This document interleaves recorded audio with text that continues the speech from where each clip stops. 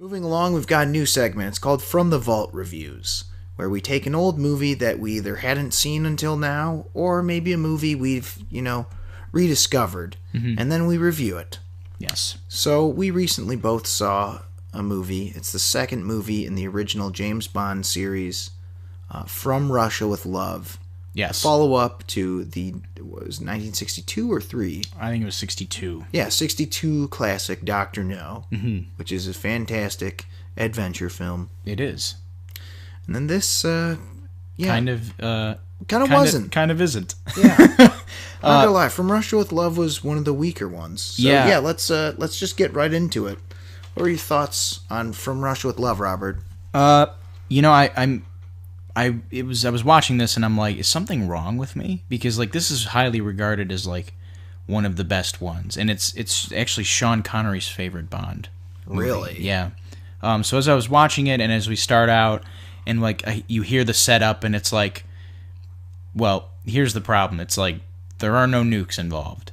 Dr. No had a nuke, right? To my knowledge, it was what was at stake was the world could get destroyed. Whereas this is there's a device, a decoding device that could end up in the Soviets' hands or Spectre's hands, and it's kind of okay. It felt a lot less Ian Fleming and a lot more John. How do you pronounce his name? John Le Carre or Le Carre? Yeah, the guy who does the Smiley books, Tinker Tailor Soldier Spy, that type. Yeah. It was a lot more based on intrigue and less on action for at least the first half for me, and I thought the setup was really weird. It's just. They say the Tatiana, what's her name? Tatiana Romanova character. Yeah. It's she's defecting to the US or to the UK because she fell in love with Bond through his file photo or some shit. I'm really? That's the setup for this movie. I don't even remember that. That just kind of flew over my head because the one thing that stuck out to me was the beginning was kind of boring. Yeah, it's not very quick. There's not really any set pieces. Or any really moments of tension. But apparently this was the first movie to introduce Q, right? Yeah. That was the stuff I like. I like the Q stuff. See, that's the thing is I understand there's a lot of important things this movie did, but then there's some seriously baffling shit. Yeah. I think we both know what we're talking about. Yeah, there's a scene. Well, there's a fight scene. Yeah, there's a fight scene, and it's just so bizarre. It's pretty great. Yeah. It's great for the wrong reasons. For the wrong reasons, Street Fighter from 1994 is great. Yeah. There's a part where they're in Turkey, right? So they go to Istanbul, and then there's these gypsies there. Yeah. And it's decided that there's these two gypsies in their, wagon crew that hate each other, and they must fight it out to settle their dispute. And the score is almost I don't even know how do you describe it, but it's overly serious. Yeah, it's a very serious score. The kind of scene that would be at the end, James Bond would be fighting a bad guy on a cliff. Yeah, it's that serious. And these two girls are fighting, and it's just it's ridiculous. This is so absurd. We're not even doing it justice. Look up the scene. Yeah. It's something you need to see. I can't describe it. Just look up the cat fight from Russia with Love. Yeah, and you'll probably find this scene. But it took me so badly out of the movie. Yeah. I mean, I know James Bond is campy. Yeah. But this was a little too absurd. Yeah, and because it wasn't there was a weird spy, or there was a weird gadget that was campy, or a villain who's eccentric. This fight scene that's at least a minute and a half long. Yeah, no, it's we linger on it for a bit. Yeah, and it's surprising. I mean, it's not well choreographed, but it's there's choreography. Yeah, clearly, they put effort into this scene. That's the thing that blows my mind the most is if you look at the two women fight, they both look so serious. Yeah, it's just very. But the moves weird. Are so awkward and stage play. I'm gonna get ya. Yeah, yeah. They just look very goofy yet serious at the same time. Yeah, so there's that. The scene that happens after that, it's the same scene, I guess technically, but the fights or the gunfight / raid that happens after that was great. Yeah, see, that was one part where I was like, this is like the stuff I watch James Bond movies Right. for. And the funny thing was, I realized I've seen parts of this on TV a bunch of times. I'd just never seen it from start to finish. And the scene that made me realize that I had was that raid scene. Yeah. Because that was really, to me, the only superbly memorable scene in this movie. Yeah, the middle of this movie is very slow. And let's say once you get to Turkey, it's just like it kind of grinds to a halt, and it becomes like, very like intrigue spy-y, Like there's like a scene where like people are tailing each other, or there's like a scene where like they got to assassinate some guy in the town square and like in the middle of the night, and there's like no tension because it's just like they just shoot him. And like Yeah. I don't even remember that part. Right. It's like there's a bunch of scenes where like I would say up until there's a scene where there's a sequence where they're on a train, and even like the first half. That's like the worst part of the movie. The whole train sequence to me was so boring, and it felt. You know what? This is crazy. It felt dated for the time the movie came out. Yeah, I thought this would be great if it was a Dashiell Hammett 1940s movie, or like a Billy Wilder type thing, but not James Bond. Yeah, but I will say this about the train sequence: it ends on a oh my god, like the fight scene at the end of that train sequence. I'm like, yes, I'm like, this is what I fucking popped this movie for. The one with Robert Shaw, Captain Quint from Jaws, the blonde guy. Right, yeah. I'm like this. I mean, because it was just really cool. Like they're in a fight, obviously, and he's a Spectre agent. Sean Connery's beating him up, and like they punch the lights out, and it goes like all like weird like UV lit, and like it's just a great scene. I'm like, yes, this could stand up against like some of the fight scenes and like some of the shittier Daniel Craig like movies. Like I just thought it was great, and it's a well choreographed scene, and it kind of hammers home the point that a lot of old movies, I wouldn't say had better. You know what I will say? They kind of did have a little bit better choreography because they had to do more in each shot, and the shots were wider. It just felt more desperate. Like they were just like, I don't know, like they were just like throwing each other all over the place and like hacking at each other and doing whatever they could. You know what fight scene it reminded me a lot of? And it's funny. This fight scene. There's a movie called, I can't remember. It was like Amber something. Okay. And it was directed by Robert Klaus, who directed Enter the Dragon. Okay. And this fight scene was so intense, and it turns out what happened was one of the actors accidentally punched the other actor in the nose, and it turned into a real fight. Really? But they just kept rolling. The movie's called Darker Than Amber? Yes. Okay. And that movie caught Bruce Lee's attention, and he's like, I want this guy to direct Enter the Dragon. Really? But it's the desperation and the... Reminded me of the beginning fight scene from Casino Royale in the bathroom. Yeah. Like where he makes his first kill or whatever. Like it just felt really desperate. And I'm like, there's a this struggle is why I'm here. element. Yeah. And I mean, they set up that character so well. And that's one of the dynamics I really liked was like the Robert Shaw character. What's his name? Red Grant. Yeah. And he's something like that. He's like, I don't know, saving Bond throughout the movie because he wants to kill him after he gets the decoding device or whatever. Yeah. I like that because you're like, and they have that scene in the beginning where he kills that Bond impersonator or whatever, the Bond imposter. Well, I thought it was like a training thing. Well, yeah, but like he kills him. The dude fucking dies. And I totally called that too because I'm like, why does Sean Connery's makeup look weird? His like lips look like way darker than they were supposed to be. It was also obvious it's like he's got the drop on him. Yeah. Bond wouldn't let himself get his ass gotta be kicked this fake. badly. Yeah. But I love that they set that fight scene is set up throughout the whole. I mean, it's the hook. You're like, okay, so this is going to be the bad guy, and Bond's going to have to fight this guy, and that's why the fight scene is so satisfying because you're like, this is the scene I've been waiting for. Well, but that's the problem. Is that's a great scene, but is that your money shot James Bond movie moment? I think there shouldn't be just one. There should be more than one. That's the problem. Is to me that was really one of the standout moments. And then what? I would even say from that point on, it's fine. Like I like. Yeah. There's a really cool like whirlybird chase scene where Bond's driving a truck and like there's this helicopter like dive bombing him. Remember that?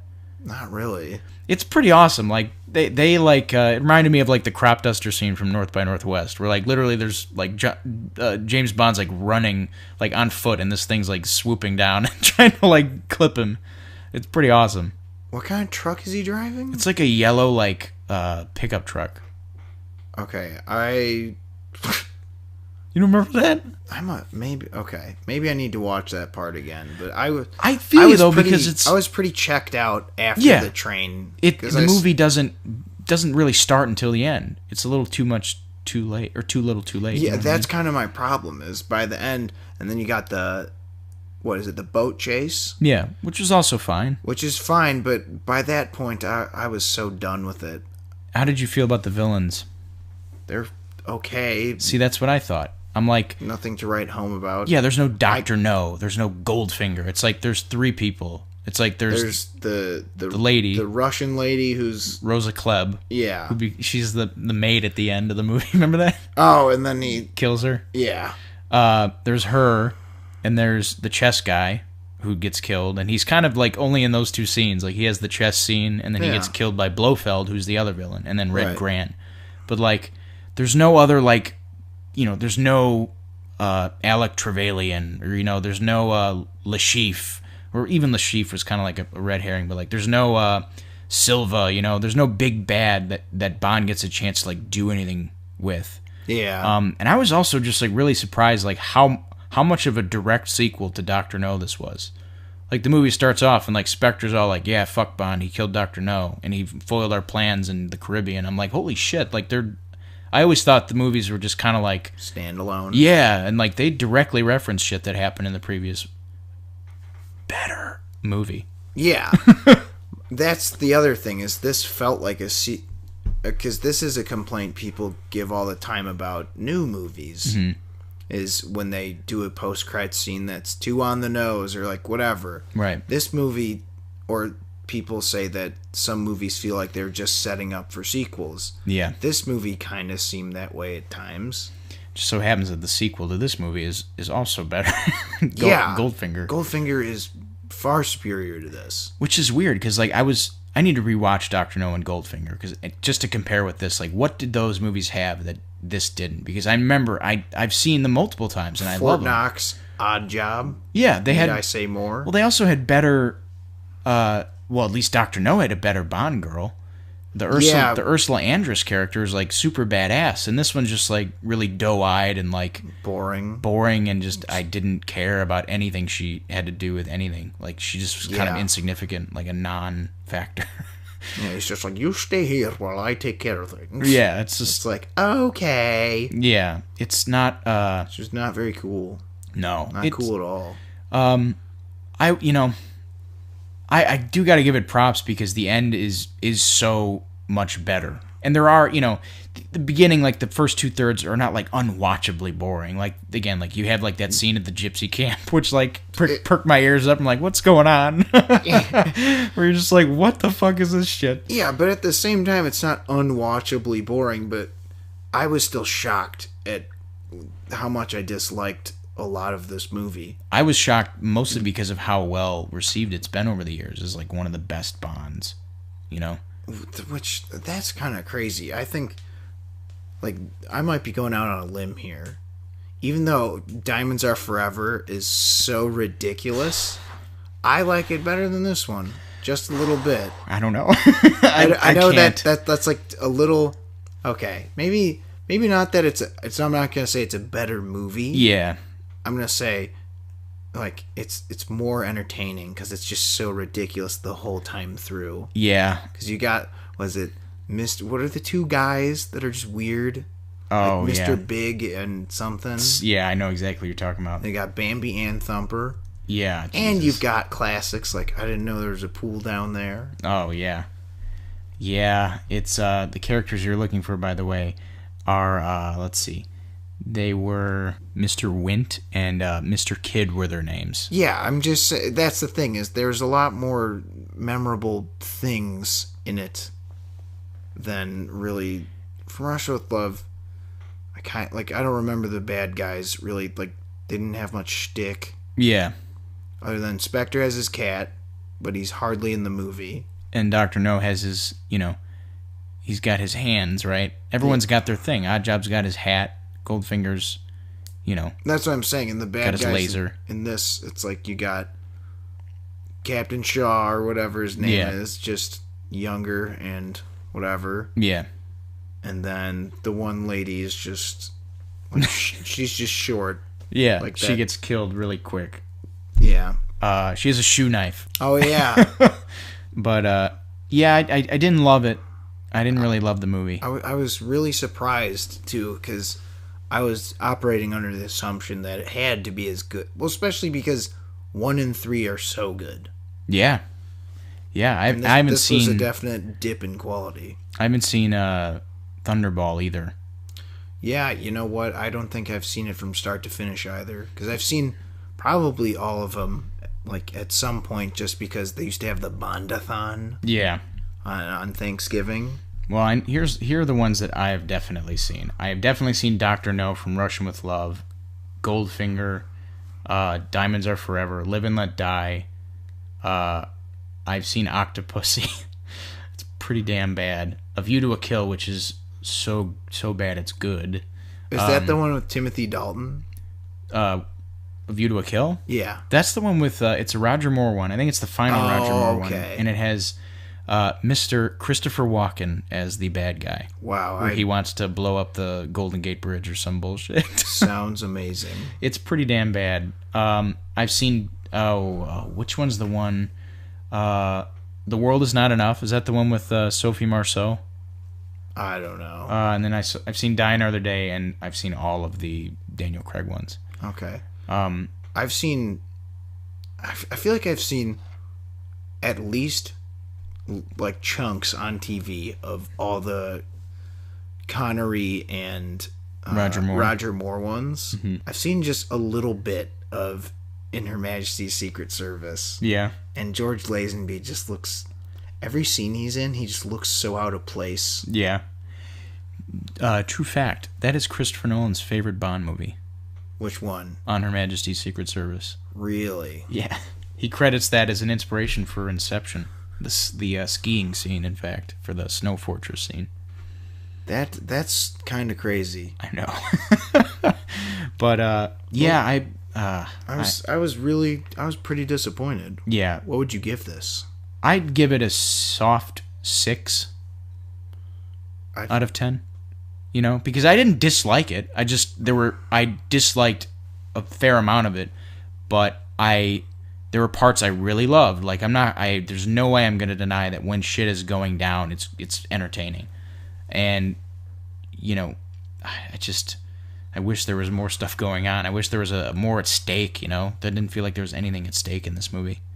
Yeah, you know what? I just hated the train sequence, for the exception of the fight at the end. That whole part was just so drawn out. Yeah. It didn't need to be that long.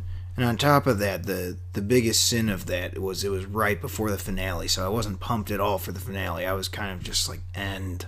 Yeah. So, you know what? I'd have to give this a soft 2.5 out of 5. Yeah, I don't necessarily disagree. I'm going to have to watch the last part again, because there's a lot of it I just was out of it. I liked it a lot, and it was frustrating for me, because I'm like, where was this? Like, this is what I wanted this movie to be for the whole thing, and it kind of isn't. There's a lot of it where just nothing's going on. Okay, so it didn't get a perfect 15 out of 15 from us. No, it did not. That's how our combined scores are going to work from now on. Yes.